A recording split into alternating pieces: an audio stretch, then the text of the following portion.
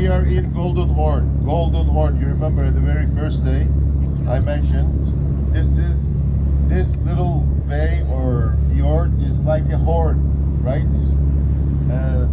Several times a year the fishes are migrating from Black Sea across the Strait of Bosphorus down here. On the other side of the Bosphorus there is a rock, and the area is very shallow, so the fishes like bonitos, bluefish, tuna fish were first entering here in the ancient times. During the fall migration period, this part of the sea was complete with fishes. You could catch fish by your hands, and with the sun fish scales were shining like gold. That's why this is called as Golden Horn, right? On top of the hills over there, right, there are several mosques. The largest one is all in the river. The starboard side, the largest one with 4 minarets is Süleymaniye Mosque. Now we are passing in front of it. And the green dome right over there, you see the reddish one with the dome. It was a school of Greek Orthodox priests, next to which there is the residence of Greek Orthodox patriarchs. And next to it we have the mosque of Fatih Sultan Mehmet, the conqueror of Constantinople. On the port side, right, on the port side here, now you're going to see a tower, right? During the Ottoman era, that side was the Muslim side of the city, this side was the Christian side of the city. There were many churches. You can still see the churches. There are around 86 functioning churches in Istanbul from Ottoman periods and from earlier periods. So this is the place, of the Italian tradespeople, Genoese people. So Genoese people in 13th century built this tower. It's called Galata Tower. You see people at the balcony, right? This is one of the places that you can have 360-degree view of Istanbul. Galata Tower, right up top. And now we are going to pass under another bridge called Galata Bridge. In front of us we have Topkapı Palace. We're going to go there tomorrow, right? You remember it was our program of first day, but you were not seeming energetic to complete the whole thing. So tomorrow we are going to go and visit the Topkapı Palace. This was the palace of the Sultans until 1858. Then the Sultans moved to another palace that we are going to see, which is called Dolmabahce Palace.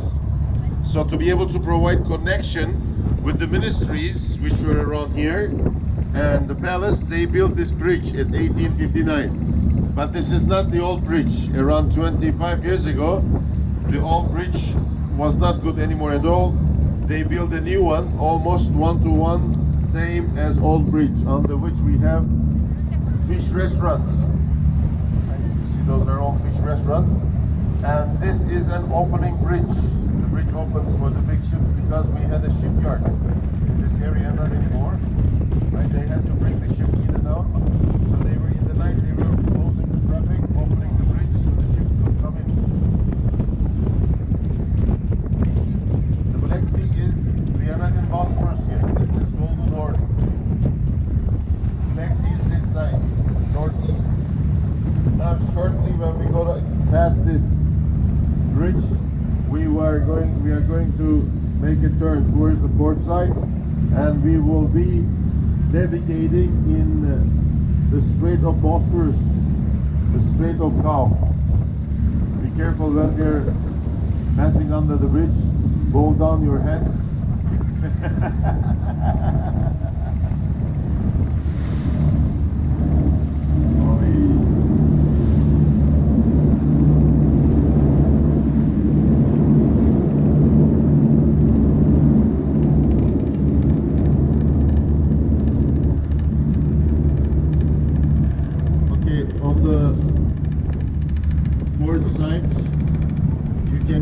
See the tower in front of which there is another dome. It's Australian Catholic Church. It's Australian Catholic Church. There's a church of St. Paul, there's a church of Mary, and there are two Greek Orthodox churches right up there. So this was the district during the Ottoman period. You know, this was the Muslim part. It was forbidden to sell wine on this part, right? There were straight rules about the Muslims drinking here. So Muslims, whenever they want to drink wine, they were coming to the Christian district. So this was the place famous with the bars and restaurants. Still it is. And these are all these buildings. Most of these buildings are from 18th or 19th century. This area and the street behind was the banking center of Istanbul during the Ottoman Kingdom period. And now we are passing in front of the cruise ship harbor, but it's under restoration, right, and reconstruction. We used to have huge cruise ships with 3,000–4,000 people coming right here.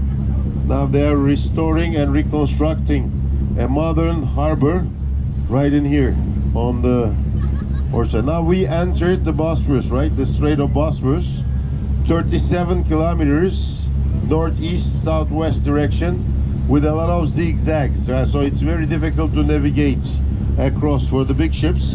For that reason, there is only one-way navigation, 12 hours one way, 12 hours the other way, except the small ships carrying passengers. You see, those are all public ships, public boats for passengers, the big ones, not ours.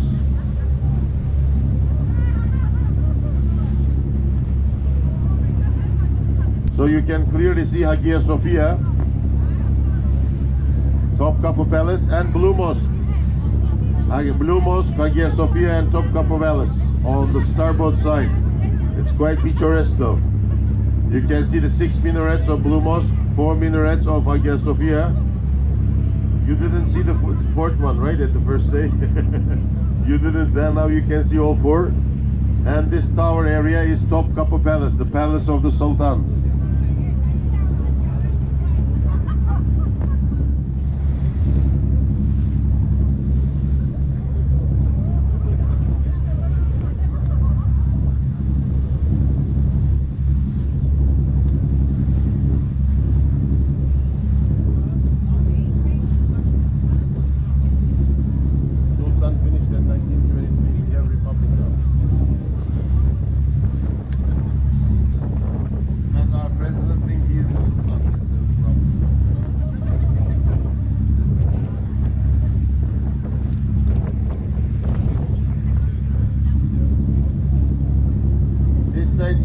This side Europe, still this both side of this body of water Europe.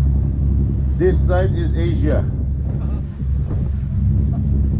the other side is Asia. You see the bridge right in front of us. This is the bridge that we crossed on the first day to go away from Istanbul. This is the bridge built in 1974.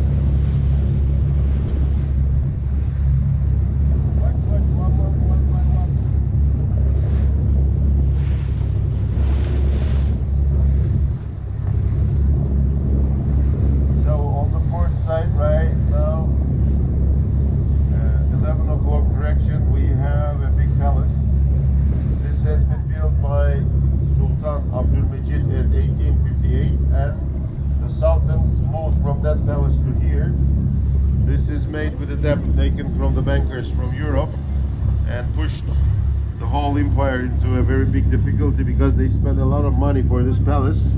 This is the first construction in Baroque style, full Baroque, European Baroque style. Starts with the gate right over there. You see there is the clock tower, which is added at 1896, and the mosque. Then you see next to the clock tower, there is a simple building with very intricate gate. This building was the place where the guards of Sultan used to live, right? Then you enter to the palace. The first section, before the high part, were the office buildings for the scribes and consultants of the Sultan. That's where the Sultan were just having his daily works.